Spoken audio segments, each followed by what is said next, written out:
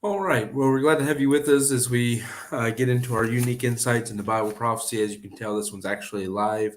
It's not just a live premiere, it's an actual live stream.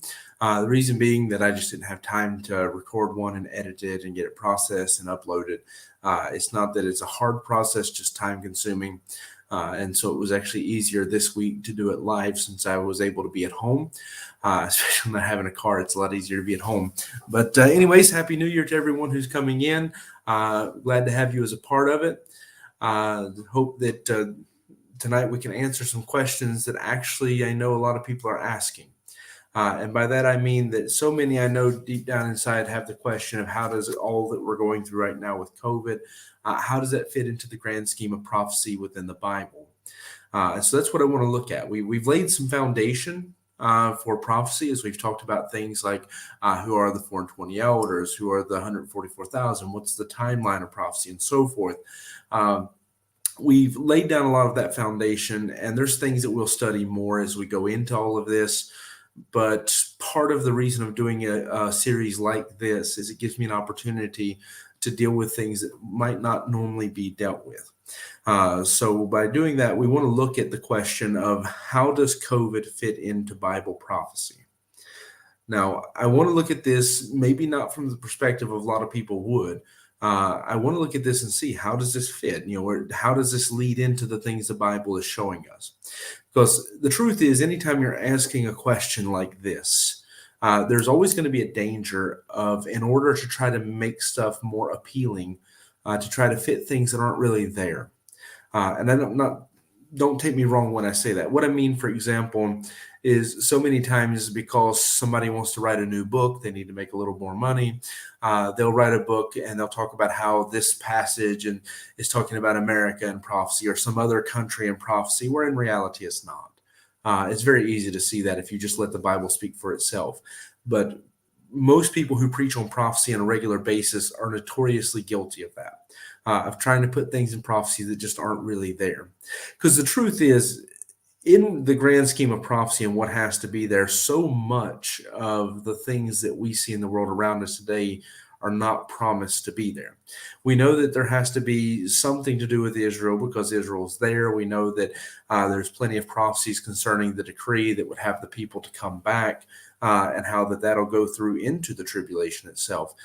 So we know that there will be people going to Israel all the way up until the tribulation period, that people will still be going there during that time. So there's some stuff like that you can know, but in reality, because at this point the next great event on the timeline is the rapture of the church. It is Christ coming to not just take the church. I'm sorry, I should clarify. I do believe that he's coming to get the saints, Old and New Testament. But it is that rapture, that resurrection that'll take place there. Because that will come as a thief in the night, there's no great event that you can look at and say, oh, this is the evidence that the tribulation is about to begin. In fact, even the Bible itself gives us that really the only thing it lays out is that there will be a great falling away. There's some prophecies about in the last days, men will be scoffers and so forth, but those are fairly broad that it's hard to pick a specific event and say that this is the proof. Now, I'm saying all of that because I know with a title like How Does COVID Fit into Prophecy, I've probably lost many people who watch this on replay by this point in a video because they're wanting me to come in and tell you that there's a Bible prophecy that says COVID's going to happen and it's going to do this and this and this. But in reality, you don't have that. What you do have is some prophecies that talk about pestilence. Matthew 24 talks about pestilence. Many passages in Revelation talk about pestilence. But in reality, most of that is probably directly referencing the ones that we read about, the boils and the things that God talks about throughout the book of Revelation, not some third unattached thing. However, saying all of that, COVID actually has a major place in prophecy, I think, just not what people expect.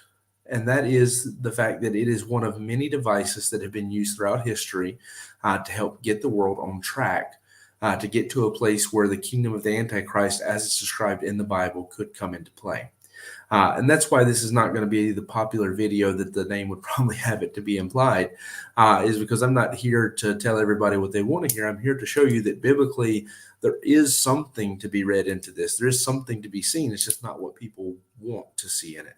And that is the fact that while COVID itself is just a dot in the grand scheme of history, what is going on behind this is what needs to be taken into account, because it is setting the world up and getting us more prepared and more into a state of where we need to be in order for the kingdom of the Antichrist, as it's described in the Bible, to come on the scene.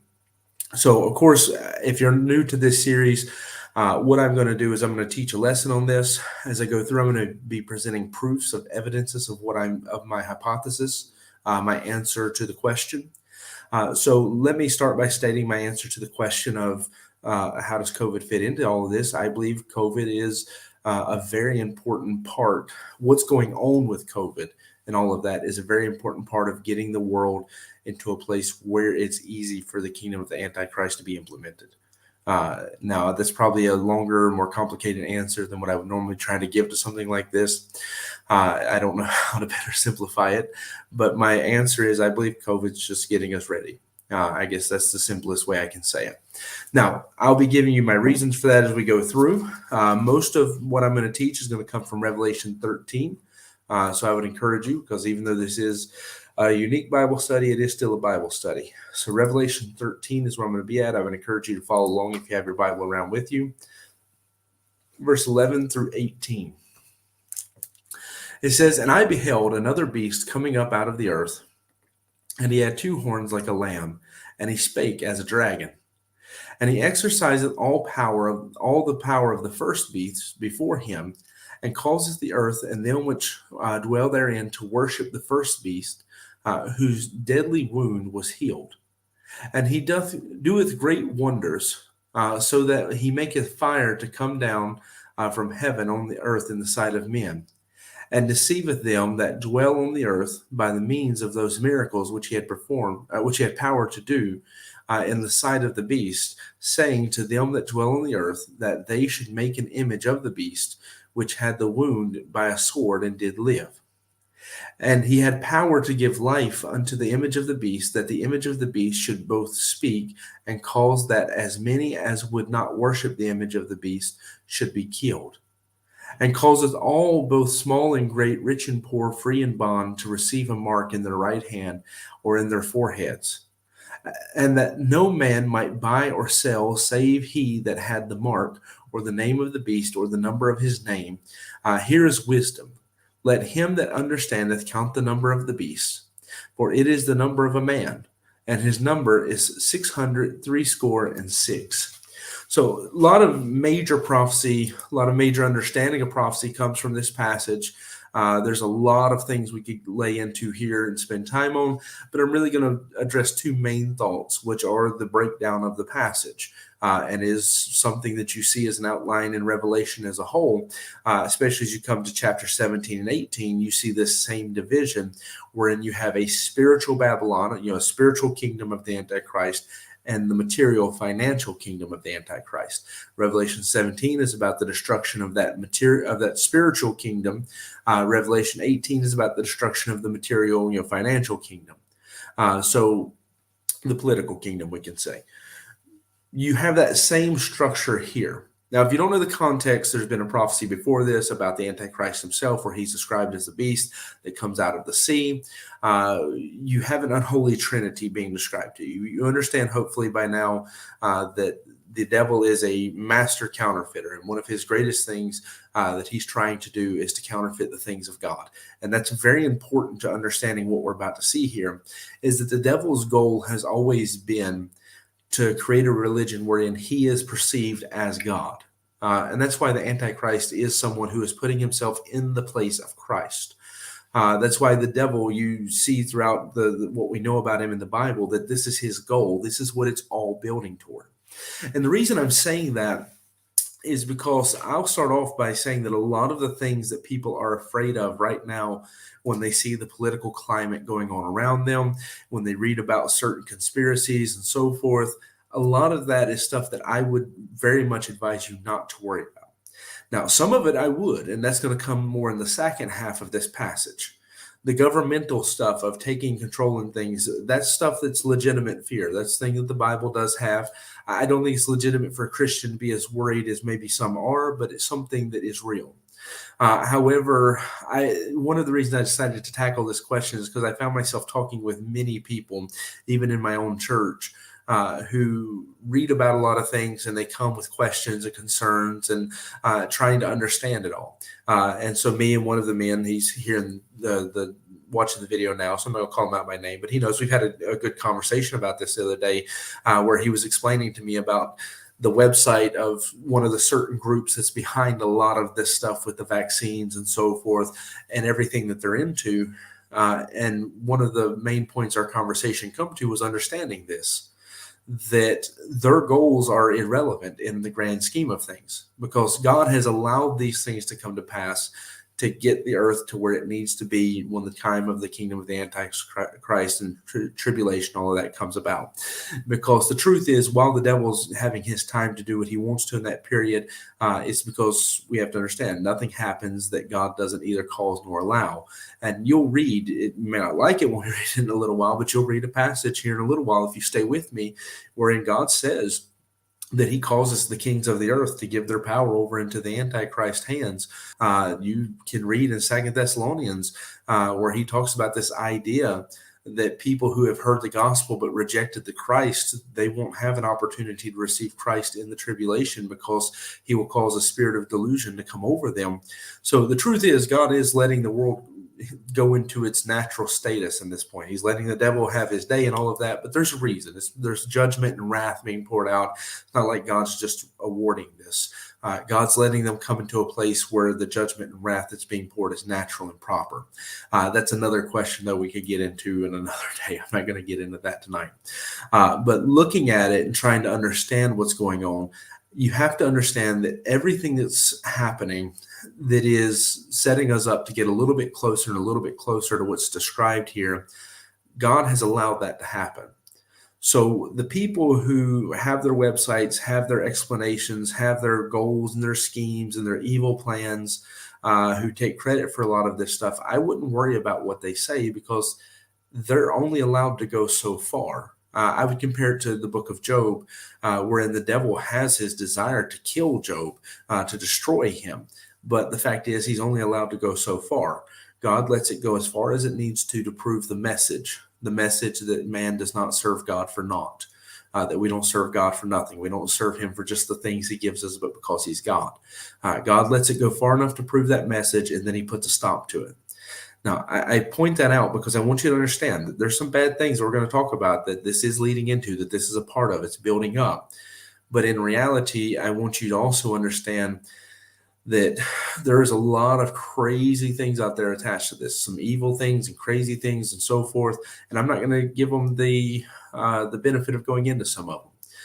But all these things that are being presented as this is why it's happening. This is the goal, that by year 2032 or whatever, we're going to be doing this and this and this. I wouldn't worry about those things if they don't line up with what the Bible says this is building toward. Because the truth is, the ones who claim this many times are claiming that their goal is to eliminate the Earth's population, to lower it because they're afraid of the population increase.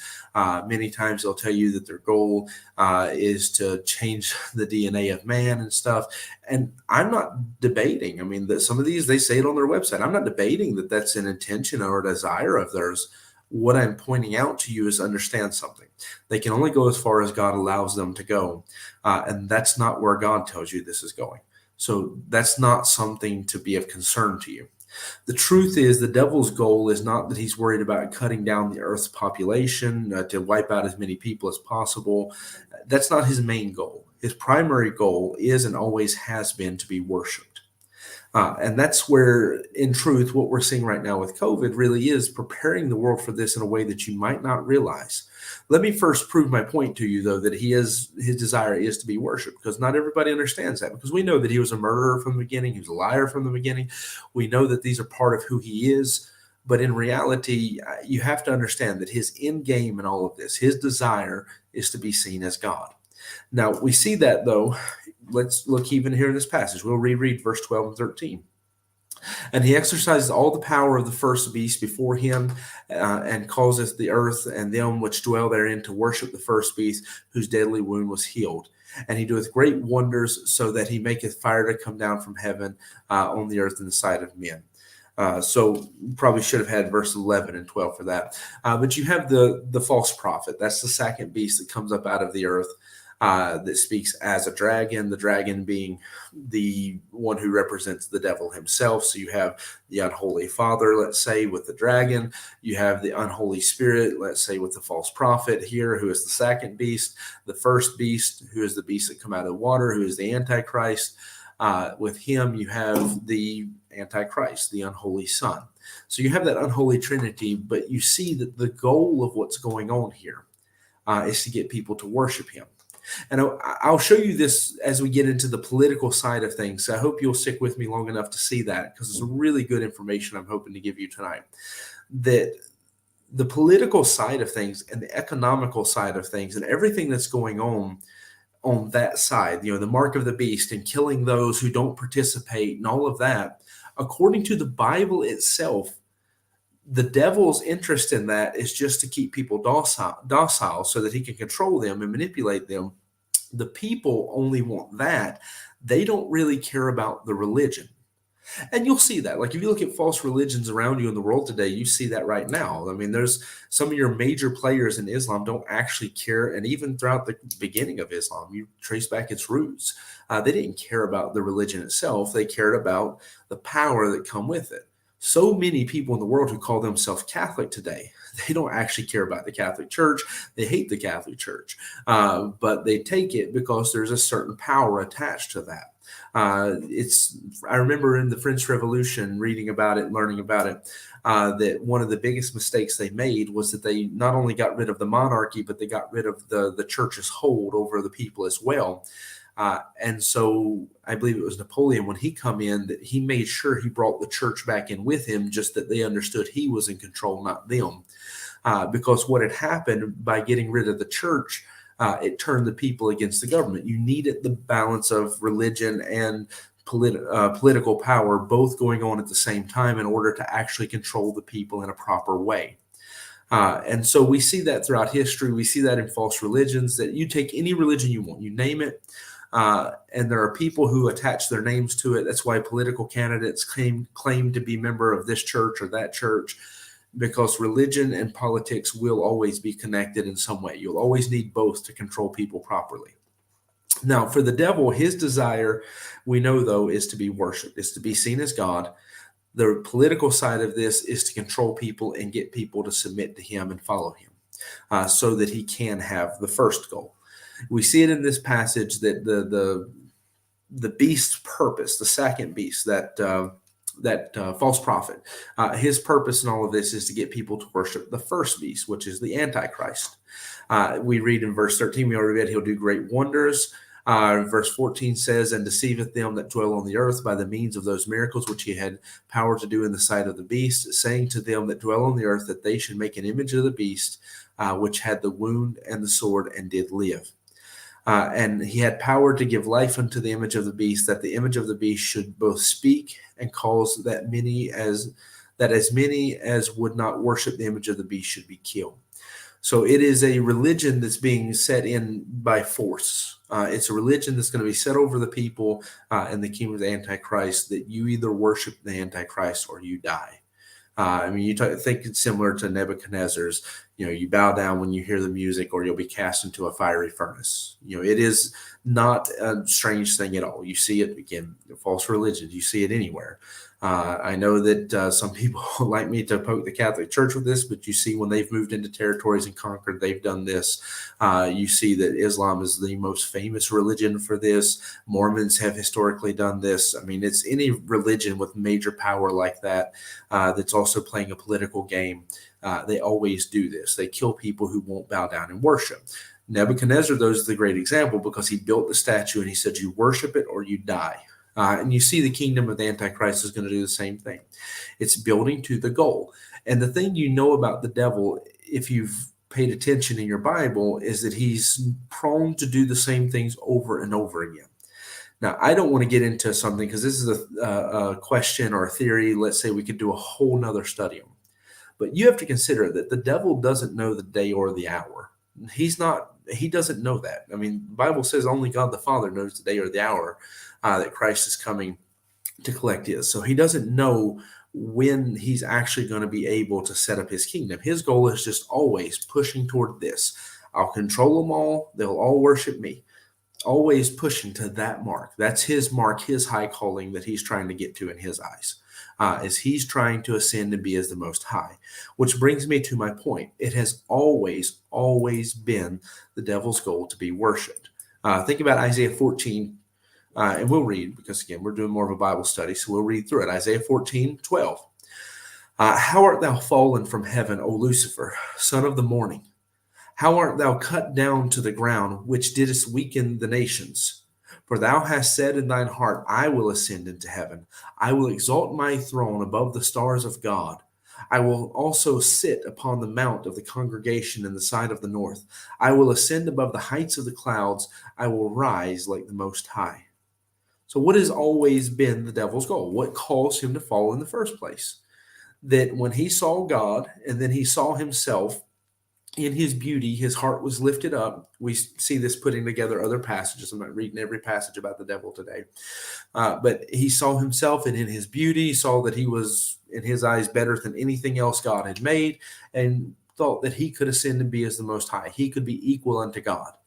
And you really see this as you study his interactions with people throughout the Bible, that this has never left him. This is who he is. This is his desire and his purpose.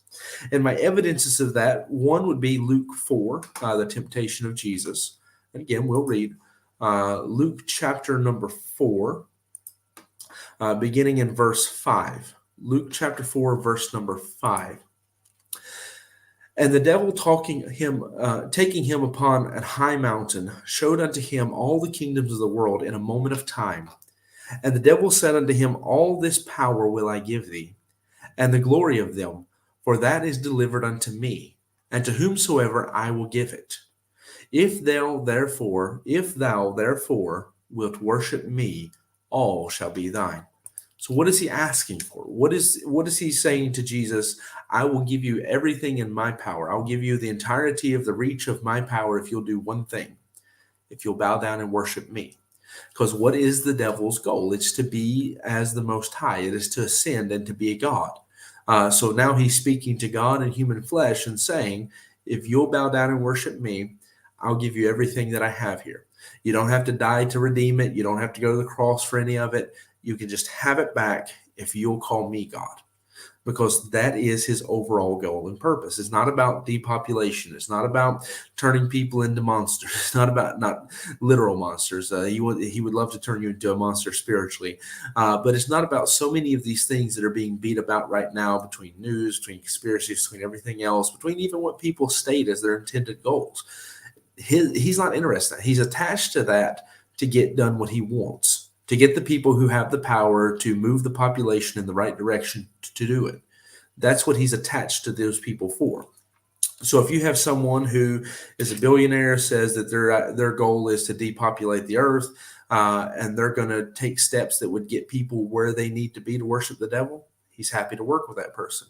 Now, his goal is not to get people depopulated, it's to be worshipped as God, but he'll attach with that.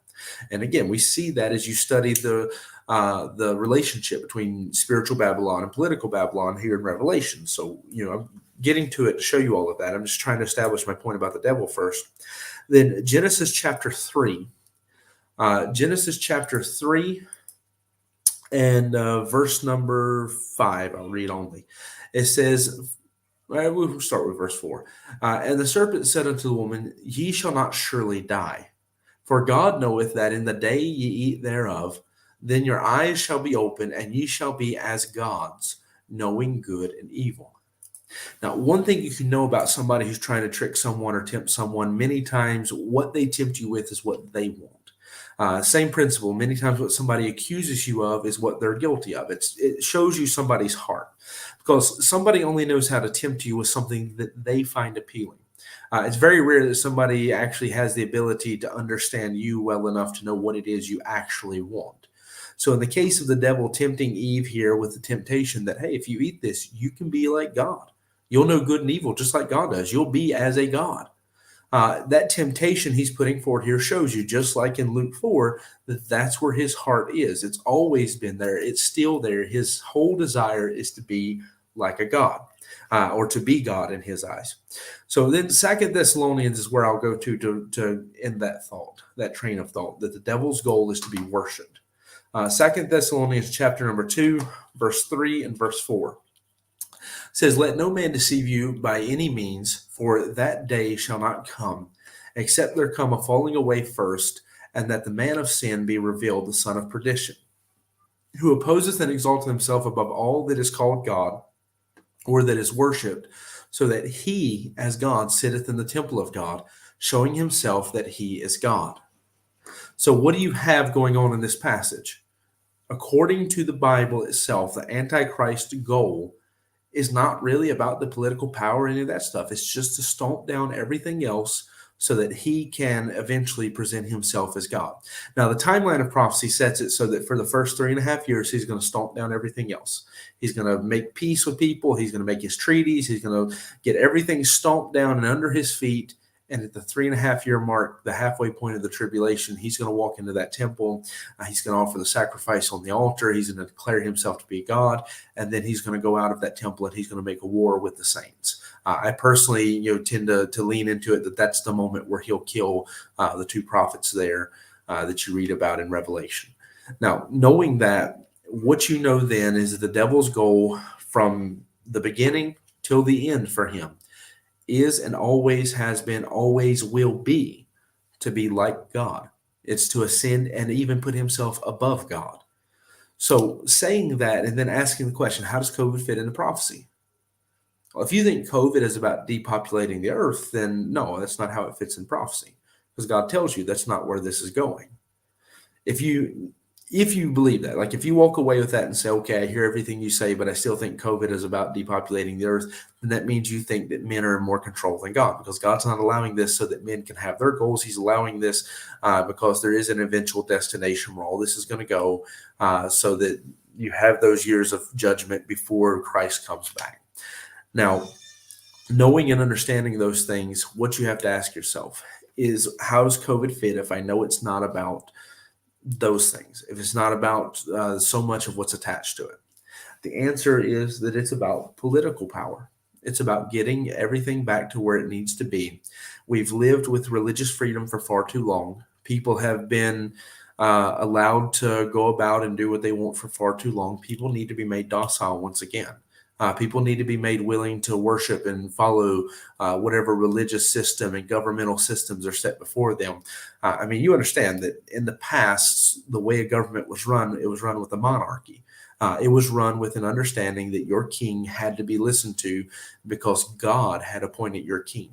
God, I mean, that's what monarchies are. It is a system wherein you believe that the king is not on the throne because he's the right person for the job, but because his bloodline somehow makes him God's appointed ruler over your people. That's how kings have always held their power. They use that religious belief that kings are God's intended purpose to control people and keep them docile and keep them from complaining too much or rising up. And that's why you didn't see as much of that kind of stuff in the past. It's only more recent you began to see more of that. So let's show you that. Let's go back to our text passage of Revelation 13. Revelation 13, verse 11. Verse 16. I'm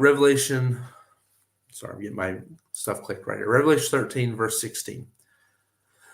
Says, "And he causeth all, both small and great, rich and poor, free and bond, to receive a mark in their right hand or in their foreheads, that no man might buy or sell save he that had the mark, or the name of the beast, or the number of his name. Here is wisdom. Let him that understandeth count the number of the beast, for it is the number of a man, and his number is 666." So that's where you get the 666 from. So 666. Now, knowing that, what you have is we've seen a one world religion. That's the goal. But you also have with that attached a one world government. In order for that religion to ensure that people who don't participate can't buy anything. So this is what he says. It says in verse 17, and that no man might buy or sell save he that had the mark. In order for a religion to ensure that nobody can buy or sell anything unless you're part of their religion, there has to be a governmental power attached to that. For example, you have countries that are Catholic countries. The Catholic Church can't say that you can't go to the store and buy anything unless you're Catholic, unless the government lets them do that, unless the government and the Catholic Church are connected. Same thing. There's Muslims here right now in the country of Belgium who would love to implement Muslim law in our country and carry out their practice, the Sharia law like that. It would be their greatest desire to do that, but they can only do it so long as the government allows them to do it. That's why the countries you see that are starting to allow it is because the government has allowed the religion and the government to marry in that way. So the only way a religion can carry out such force and such display of power across the whole world so that nobody's allowed to participate in the economy who's not part of their religion means that a one world government and a one world religion have to be married together. And you, as you study prophecy, will understand that there is an empire attached to this. It's not just a one man that's being represented here in the beast, but there's kings that bow themselves and give their power to him. There is a government being set up so that even those who aren't even directly part of it are attached to it and submit themselves to it because they like what they get from it. And that's where you're going to really get into when we get to Revelation 17 and 18. But first, let me go to Daniel 7, just to emphasize my point about the empire, the political side of this. Daniel 7, verse 17. You actually could read a lot more of this passage. I'm just going to read a short part of it. These great beasts, which are four kings, which shall arise out of the earth. But the saints of the Most High shall take the kingdom and possess the kingdom forever, and even forever and ever. Then I would know the truth of the fourth beast, which was diverse from all others, exceeding dreadful, whose teeth were of iron, and his nails of brass, which devoured and brake in pieces and stamped the residue with his feet. And of the 10 horns which were in his head, and of the other which came up, and before whom 3 fell, even of that horn that had eyes, and a mouth that spake great things, whose look was more stout than his fellows. I beheld, and that same horn made war with the saints and prevailed against them, until the Ancient of Days came, and judgment was given unto the saints of the Most High. And the time came that the saints possessed the kingdom.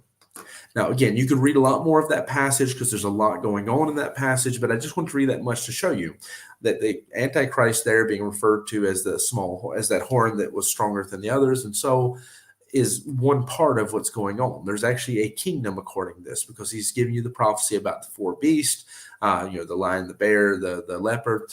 He's giving you the prophecy of those 4 beasts as the 4th beast is also an empire. It's a political power that's going to rise up and rule. So I want you to understand that the kingdom of the Antichrist is not just a one world religion, but it's a one world government because you need both of them to accomplish what he's trying to do here. This goal of keeping the people docile, this goal of forcing people to worship him, even people who in their heart don't necessarily want to, they're going to make the choice. And this is an important lesson on the mark of the beast as well. The mark of the beast cannot be anything that exists right now as it is in this state. Now, it doesn't mean that it can't be the technology that exists is used. That's very possible. So, for example, if you want to believe it's a microchip or something, that's fine. It's just not a microchip that exists right now. It's a microchip that will be made during that time period. If you want to believe it's barcodes as people believed in the past, that's fine, but it's not a barcode that exists right now. It's one that will exist in that time period. It's very important you understand that because the mark of the beast is not something you can take by accident. It is a religious choice that somebody makes. Somebody makes a decision to take it because in taking it, you're not just putting on an identifying marker. You're not just taking a green pass or a COVID pass or any of that. You are making a conscious decision to actually unite yourself with a religion. You're making a decision to sell your soul to the Antichrist. So that's why it can't be anything that exists today, because it can't exist until the Antichrist has been revealed and people have the ability to make that conscious decision. So yes, the technology that exists today will feed into that. That's part of where we're going with this lesson. The technology that exists will feed into the kingdom of the Antichrist, because the devil is always taking what's available and using it. So every step we take forward in that direction is something that will be used for that purpose.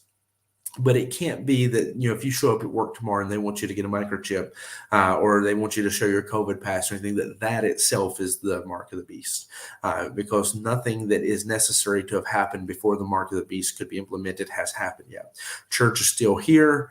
The Antichrist has not been revealed. It's 3.5 years in, I personally believe, before it's unveiled, but I could be. That's one of those things I'll admit that I question myself a little bit, because there are some things that imply it could be sooner.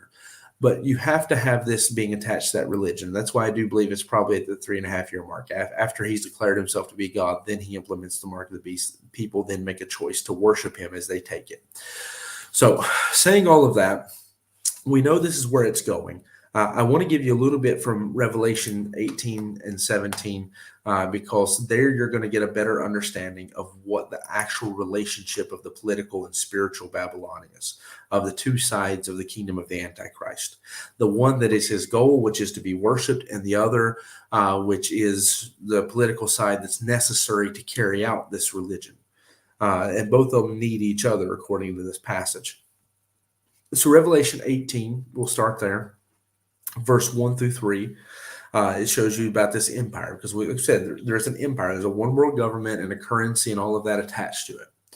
So Revelation 18:1 says, and these things I saw, after these things I saw another angel come down from heaven, having great power, and the earth was lightened with his glory. And he cried mightily with a strong voice, saying, Babylon the great is fallen, and is become the habitation of devils, and the hold of every foul spirit, and a cage of every unclean and hateful bird. For all nations have drunk of the wine of the wrath of her fornication, and the kings of the earth have committed fornication with her, and the merchants of the earth are waxed rich through the abundance of her delicacies. Now, understand that throughout this chapter, you're going to get a better understanding of how that the kingdom of the Antichrist is not just a religious kingdom, but that the whole world is looking to him for resources. Because he's going to go through this chapter and explain to you about different things that people get from the kingdom of the Antichrist. The merchandise is the word he uses. But he talks about gold, silver, linen, precious jewels, all this kind of stuff. And you're going to find that part of the fall is the political side, and it's also the religious side. Now, the religious side is discussed first in Revelation 17, political side there more so in Revelation 18. But the idea is that the kingdom of the Antichrist is not just people bowing down and worshiping him, but worshiping him because of what they're going to get from it. That there's very much this attachment to the political side of it, to the merchandise and the financial attachment that's there. So looking in Revelation 17, I'm actually going to take it step by step going backwards. So we'll go with verse 15 through 17 first. It says, and he saith unto me, the waters which thou sawest, where the whore sitteth, are peoples and multitudes and nations and tongues. Now we'll go back and read what he means about the waters in just a minute. But he's saying that the waters you see there are all these peoples and multitudes and nations and tongues. And the 10 horns which thou sawest upon the beast, these shall hate the whore, and shall make her desolate and naked, and shall eat her flesh, and burn her with fire.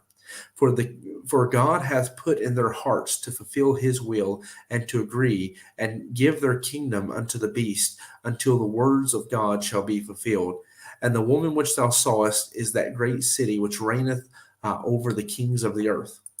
So you have the great whore, which is Babylon the Great, and this calls, you have this political center and this religious center of the kingdom of the Antichrist is being represented in this passage. What you need to understand that's really important about that passage is he tells you that not everybody who's in this actually cares about the religion. They accept it because the worship of Satan is necessary to get ahead in the kingdom of the Antichrist. If you want to get ahead, you got to worship the devil is what they're telling you. It's, if you want to be prosperous in certain nations, you got to be part of that religion that's prosperous there. You want to be, you see this in America. Go to Salt Lake City, Utah, and try to open a business and be successful if you're not a Mormon. You're going to have a really, really hard time because whether you like the Mormons or not, if you want to get into that city, they hold the control over it. You got to be part of it. Go to any Muslim controlled country that's truly Muslim controlled. And try opening your shop and running it on Christian values and claiming the name of Christ, and tell me how successful you're going to be. What you have to do sometimes, what you're seeing in this, is if somebody wants to get ahead in the world system, they have to follow the world's religion.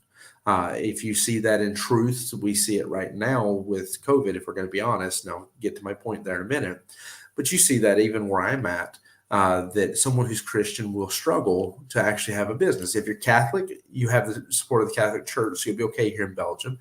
Or if you're an evolutionist, you'll be okay because you have the actual true state religion of Belgium on your side. And if you're Muslim, you'll be safe in certain communities because they are predominantly Muslim communities. But my point is, there's some people who will be identified with certain religions and be part of certain systems, not because they actually care about it in their heart, but they're willing to sell their soul to it for success. And that's what's going to happen in the kingdom of the Antichrist, because you cannot buy or sell. You can't succeed without it. The world in droves, massive numbers of people around the world are going to sell their soul to the devil, quite literally this time. They're going to sell their soul to the devil by taking that mark of the beast and bowing down to worship him, because of the fact that the kingdom and the religion go together. They're hand in hand together. Now, let me just read you one last passage, then I'll tie all this up in a nice little bow for you. Revelation 17, verse 1 through 5. This is where we understand a little bit more about the religious side of it. It says, "And there came one of the seven angels which had the seven vials, and talked with me, saying unto me, Come hither, I will show unto thee the judgment of the great whore that sitteth upon many waters, with whom the kings of the earth have committed fornication, and the inhabitants of the earth have been made drunk with wine of her fornication. So he carried me away in the spirit into the wilderness, and I saw a woman sit upon a scarlet-colored beast, full of names of blasphemy, having 7 heads and 10 horns. And the woman was arrayed in purple and scarlet color, and decked with gold and precious stones and pearls, having a golden cup in her hand, full of abominations and filthiness of her fornication. And there upon her forehead was a name written, Mystery Babylon the Great, the mother of harlots and abominations of the earth." Now, again, you can read the whole chapter, Revelation 17, 18, if you want to understand the relationship of political and spiritual Babylon better, because God actually does help you to have a good understanding. But what you find in this is that there is 2 sides to the kingdom of the Antichrist. There's the political kingdom, that if you want to succeed, you want to be able to buy, you want to be able to sell, you want to be able to have a life, you have to be invested in this. But in order to do that, you have to be part of the religion. You have to buy into it. You have to worship. Now, if that sounds familiar, there's a reason. It's because we live in a day and age right now where I, just a few years ago, would have had a hard time believing we would be here so fast. We live in a day where people are very quick to believe anything that's sold to them on the media. So to have someone like a false prophet who's going to come in and tell you that you have to believe this, you have to worship, look at how the Antichrist wound was headed and he rose up again, and he's going to sell all this stuff to you, people would believe it a lot easier now.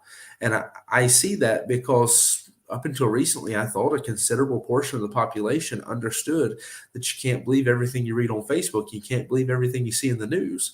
And then Facebook started putting out fact checkers.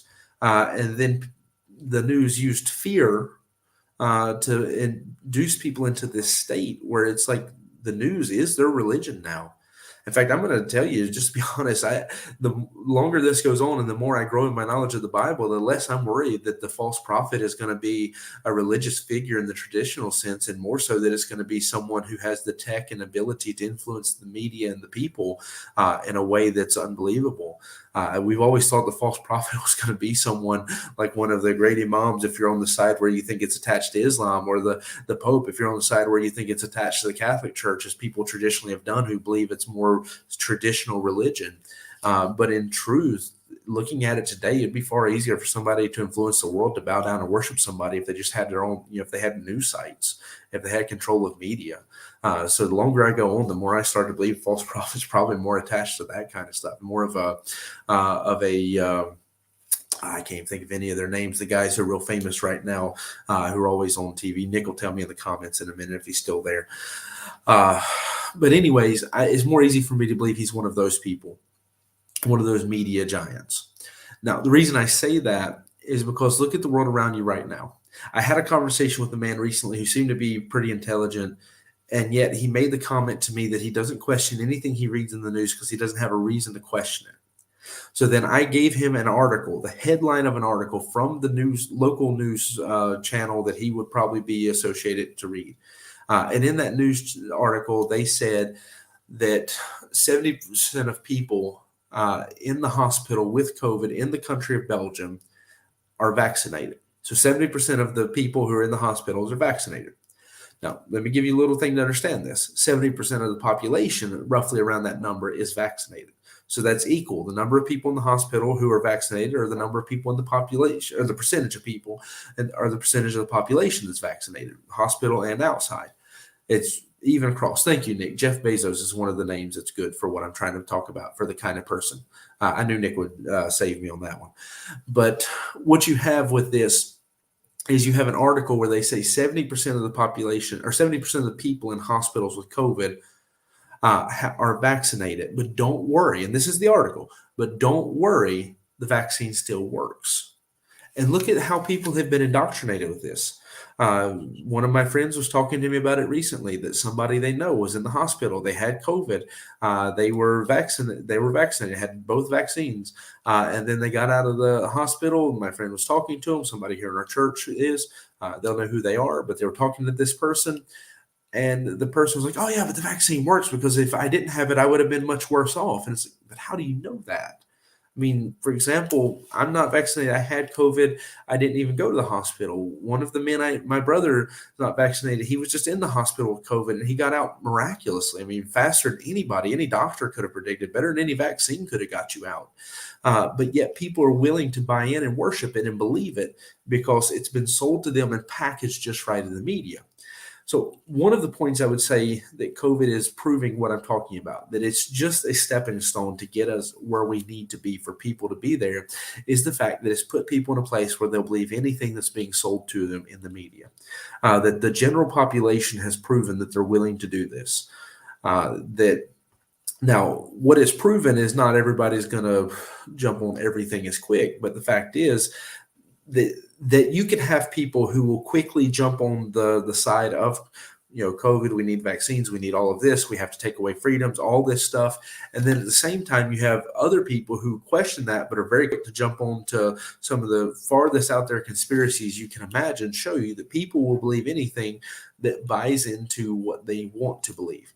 And the main thing about this is not only is it setting up this media worship that's necessary for the false prophet who's going to make his vision seen around the world and make people to worship, but it gets you to a place where people are willing to where the general populace are more docile. They're willing to take whatever. And that's where fear has been really used in such an incredible way. So why do people who buy into the religion of this, that they have to follow everything the media says on COVID, why do many of them do it? Well, first, you were told that you were being selfish if you didn't do it. You're being told that you were going to kill somebody's grandma because if you went to work with COVID or with the potential of COVID being anywhere in the world, then some grandma across the world in a nursing home was going to die because you went to work that day, even though you had nothing to do with that. Now, I'm saying it in an absurd way because it's actually a very silly notion, but people were emotionally manipulated and bullied into it. So then they became docile. In order to continue to keep you docile, the government has used some really clever tricks. The fear that you can't go to work, the fear that you can't travel. Most everybody I know who's took a vaccine has done it not because they're actually worried about COVID, but because I have to do it if I want to travel. I have to do it if I want to go out to eat. I have to do it if I want to go do these things. So they've taken and dangled the carrot in front of you and said, if you want it, you have to go. You have to follow us. We're taking you and you have to go the direction we want if you want to be able to have a happy and easy and successful life. Sounds very familiar, right? You can't buy or sell or trade if you don't have it. Now, we live in a country that's pretty well off, so it's harder for my people maybe to imagine some of this. But I mean, Romania, for example, right now, if you don't have a COVID pass, you can't shop in a store that has more than 50 employees working there. 50 employees is not a lot. But if they have more than 50 employees working in the store, you can't shop there anymore if you don't have a COVID pass. You can't go in restaurants. You can't do anything. In Belgium, we can still eat on a terrace and we can take our food to go. So it's harder for us to notice that. Most Americans haven't seen any of this kind of stuff yet to really appreciate where this is going. But you see that not only has it made people trust the media to where they're willing to worship whoever is being presented to them as this authority figure, this fact-checked truth, you must trust them authority figure. It's made people docile to believe that, or it's made people willing to believe that, but it's also made them docile to where they're afraid. They're afraid to stand up and say anything. They're afraid to do anything. They follow through whatever the next step is. Okay, we need another booster. We'll take another booster. And people are willing to go through any of that kind of stuff. I was just asked, do I think the mark of the beast is that the COVID vaccine is mark of the beast? I said no already. If you missed it, I apologize if you come in late or if you just didn't catch it, but I very clearly said no to that. So you maybe need to go back and rewatch a little bit earlier in the video because I've already said that very, very clear. That I believe it's getting people, but that is actually my next point where I'm going with this. I believe it's getting people ready to where people are docile and they're more easy to control because they're afraid of the consequences of not listening. It's getting people to where they're more willing to believe whatever's said to them, where people aren't willing to question or doubt anything, but they're going to follow whatever the government is telling them. But also, I do believe it's getting people to a place where the mark of the beast is not such a strange concept. And the COVID pass is the greatest example of that. That if you had told me 5 years ago, I would have to have a special ID just to go to the zoo with my kids, I would have thought you're crazy. You said I would have to have a special ID just to sit down in a restaurant and eat. I would have thought you were crazy. But here we are. Now, I knew that that was going to happen. I knew that there was coming a day where, that in the kingdom of Antichrist, this would happen. But for me to actually right now be seeing this, the foundation laid, and not in one country, but across the world, where there are missionaries having to leave their countries because they're going to take their kids away if they don't vaccinate their children, where there are people who are afraid to do anything, people who are afraid to lift a finger or say anything, but they just follow and they jump through every hoop. And, they're going to get their vaccine, then their booster, and every 4 months, another booster or whatever. The fact that we live in a world like that shows you that COVID has dramatically changed the landscape. Because a few years ago, you could not have imagined these things. But what's even more crazy is it has got people to a place where people are willing to turn brother against brother. That people are willing to hate you if you don't have the COVID pass, if you don't have a vaccine, and people are willing to hate you if you do have it. It used to be that we believed, as Baptists especially, we believed in individual soul liberty as one of our chief doctrines. And yet I've been attacked by other preachers because I kept my church open during COVID. I've been attacked by other preachers because I didn't get a vaccine. I've known mission boards who attacked missionaries and criticized them because they weren't willing to vaccinate their children to stay in a mission field. And you think about that for a minute. All that's insanity. It's crazy that we could be at this place right now. But that's the thing, that if in reality, if there was anything that was ever going to make me step back and say it's at the door, that Christ's coming must be very near, it's this. And in truth, we're at a place where we're at a crossroads in history to where either there's going to have to be a major step back and God's going to say, okay, it's enough. You went far enough, but it's not time yet. So you're not going to get any further. Either God's going to have to really put a stop to stuff, or we're at the door. And you need to be preaching as hard as you ever preached and telling as many as you've ever told, because Christ's coming is imminent. We know it's imminent anyways, but it's the countdown is ticking. It's here. We're right at it. If something doesn't change soon, because what I'm showing you is that COVID's part in prophecy is that it reshaped the landscape of the world we're in to make it line up with Bible prophecy, so that things that you previously would not have imagined. You could not have imagined a world. Now, if you grew up in Europe and you know what Nazi Germany was like, and you know how people here pretended they didn't know what was happening to the Jews while calling the police and saying, I think my neighbor has Jews in their house. if you grew up in this part of the world and saw that, or you grew up in a part of the world where something similar has happened, you maybe can understand how people will lie and steal and kill and destroy or do whatever is necessary in order to get ahead in this world and in order to ensure their success or their safety. And if you grew up around that, you can see that. But somebody like me who grew up in the United States, that's almost impossible to imagine. It's like a fairy tale. But now you can see it because I know people who would sell out their neighbor for not having the vaccine. And not just a few, a large majority of people. You see it. I mean, I have a friend who on Facebook was at a protest here in Belgium talking about how the police beat the people there. I mean, physically beat the people who were protesting about the Green Pass and how that they were going to try to force all medical workers to be vaccinated. And the police beat them for it. And yet people were on Facebook praising the police and saying that they should have went farther. They should have killed them. They should have, because this man was not from Belgium, they were saying they should have deported this man and kicked him out of the country. You think about the evil, that the malice that's in those words to say that they should have killed you because you're not vaccinated. They should deport you from the country. I mean, you think about it's a crazy thing. I mean, the truth is, none of the science supports what's being said to us that we should be afraid in the way that we are. None of the science supports the need of the vaccine in the way that we are being told. I mean, for example, the truth is, if you are still contagious and can still carry it while being vaccinated, that actually makes you more dangerous while you're vaccinated. If the vaccine doesn't protect you, then why on earth would you take a mixture of chemicals that have not been proven nor tested? I understand I inject stuff in my body all the time that I don't know what it is. Now, I'm usually somebody who does enough research to have a vague idea, but I understand that. I use medicine all the time. I don't fully understand. The difference is I'm injecting medicine that governments didn't have to sign literal agreements saying that they couldn't sue the company for whatever deaths are caused by it. Because it's untested and unproven and has been rejected multiple times. And it's only now because of a state of emergency that they've had to approve it to be done. So my point is that none of the science behind it supports it. But people who believe it to be scientifically accurate, and they're willing to sell their souls to it. I have people who go to churches who are friends of mine who blast people on Facebook and talk about how stupid they are because they don't believe what they're reading in the news.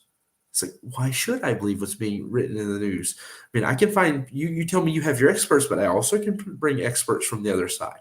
That's not the argument here. But people believe it. They bow down and worship.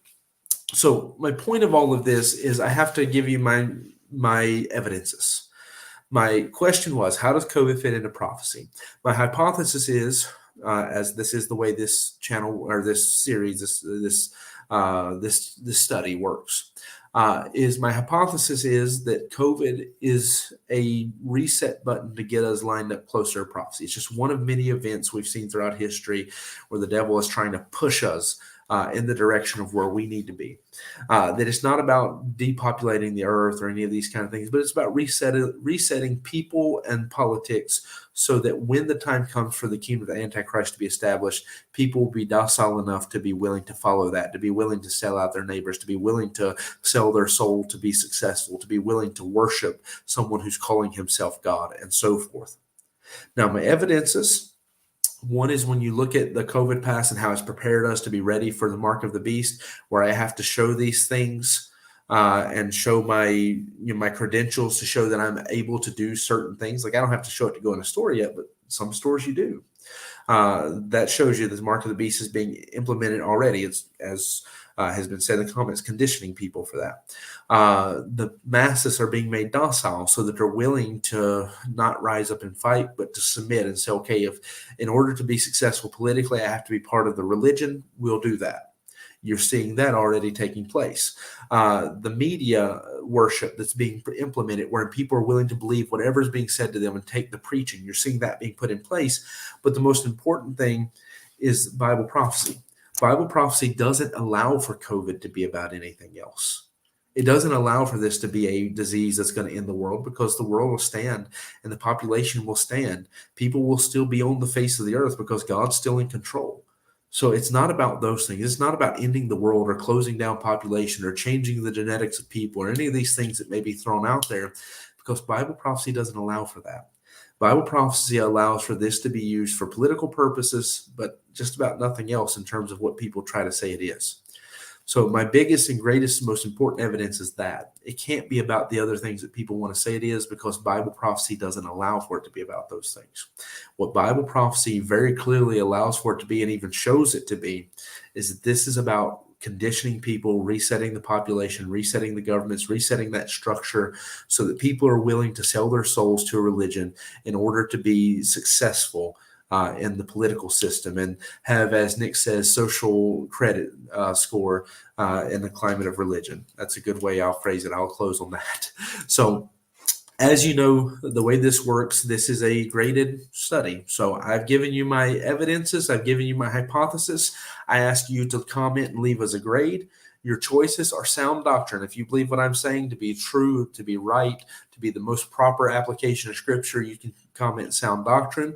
If you think it sounds good, but you're not fully on board, you're almost there. That's almost persuaded. If you're on the fence and you're not sure one way or the other, that's unsure. And if you just don't believe it, but you don't want to be rude, that's unconvinced.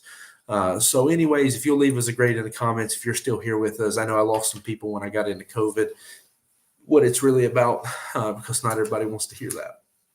But anyways, if you'll leave us a comment of one of the scores that we've given, a proper score, not convinced, but sound doctrine, almost persuaded, unsure, or unconvinced. If you'll leave one of those scores for us in the comments, that's your way to be a part of this. It's a way for you to be engaged and to give your opinion of how you saw this. I'm not going to take it personal if you disagree with me. All right, I'll give everybody a moment to do that. As you're doing that, we'll get ready to close down this study. I'm looking for the banner I'm trying to get here. If I can't find it, I'll just go with the normal one. But anyways, we appreciate you being part of this, sticking around for this study. We're going to go close that out.